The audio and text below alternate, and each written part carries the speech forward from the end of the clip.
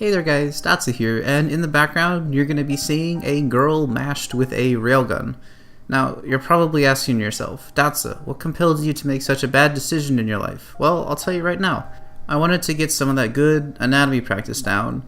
However, when I started trying to draw some people, it couldn't have went worse, and I'll show you the first recording of this, or at least a snapshot of it, right? So to remedy this, at least for the upper body, I was like, alright, since I mostly just draw spaceships, that's basically what my art is dedicated to, let's go ahead and make the upper portion of her body as close to a spaceship as possible.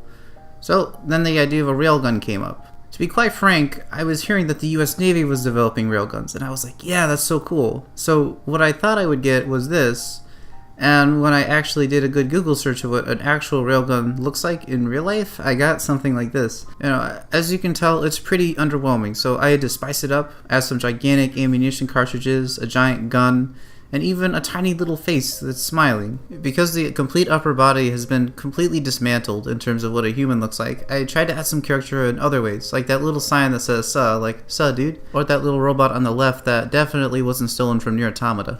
While I was working on this piece, it really got me thinking about all the AI that's shown up recently. You got the Google DeepMind, you have a couple of other big AIs, and I'm not really sure this is what they pictured when they thought about adding AI to a human person, but hey, it is what it is.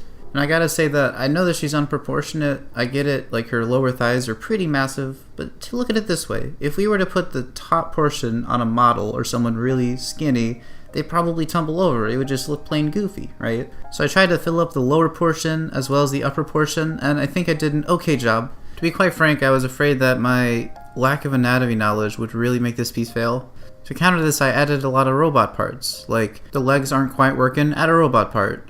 The arms aren't there, add another robot part.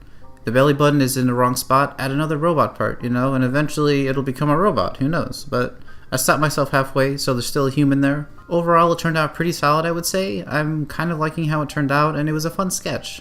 I hope you guys enjoyed today's video. I know I'm uploading not on a Saturday, which is kind of new, but I'm hoping that this Saturday we can do a redesign of a game, like maybe Zelda or something of the sort, so do stay tuned for that. And remember that nothing awesome happens inside of your comfort zone.